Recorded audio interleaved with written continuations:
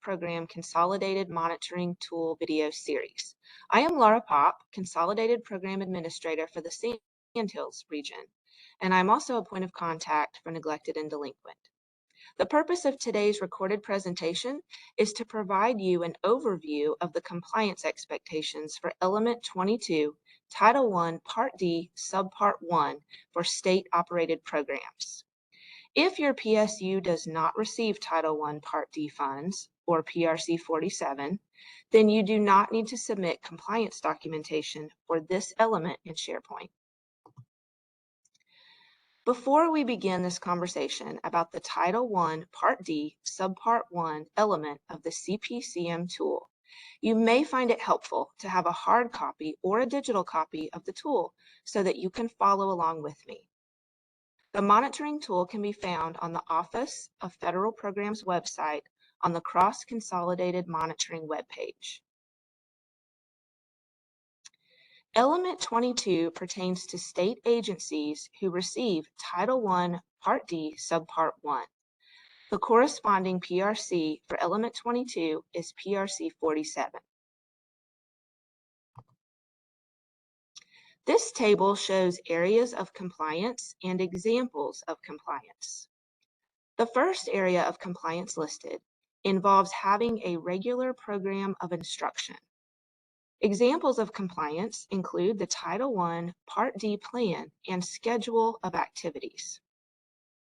The second area of compliance listed describes programs and projects that support educational services that assist youth in meeting state academic achievement standards. Examples of compliance, once again, include the Title I Part D plan, schedule of activities, and number of students served. The next area of compliance explains the state agency must assess the education needs of all children. Examples of compliance include assessment instruments and tools used for assessment, data showing ranking of students, and IEPs. Agencies must also provide professional development for teachers and other staff.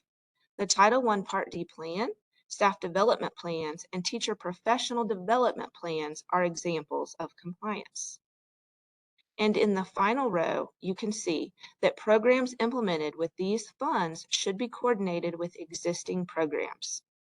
Examples of compliance include a list of agencies and existing programs, as well as records of transition services.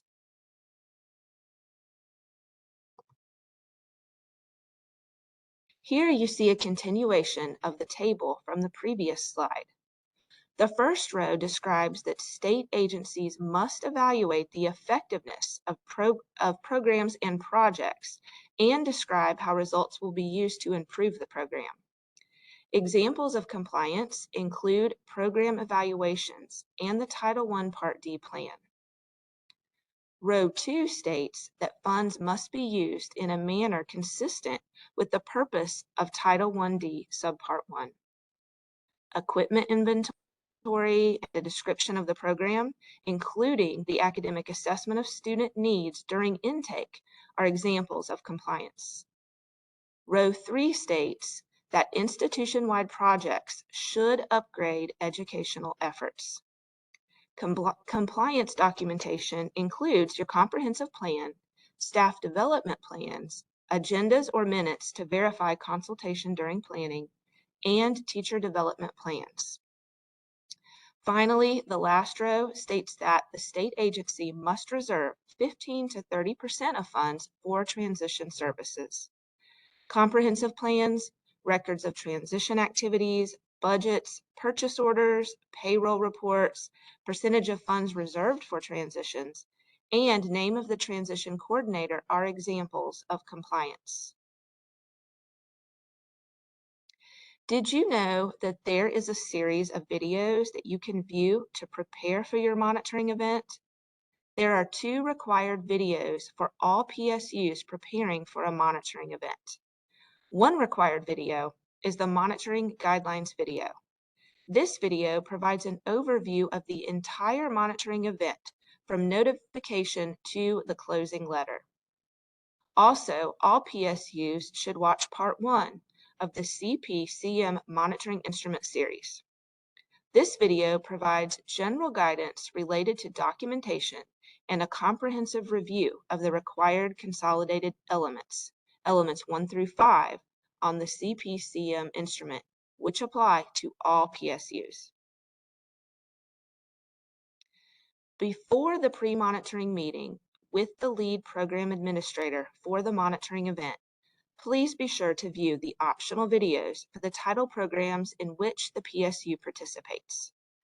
The required and optional videos will be hyperlinked to this presentation and posted on the Office of Federal Programs website. Thank you for viewing the video presentation for Element 22 for Title I, Part D, Subpart 1, State Operated Programs. Please let us know if you have any questions.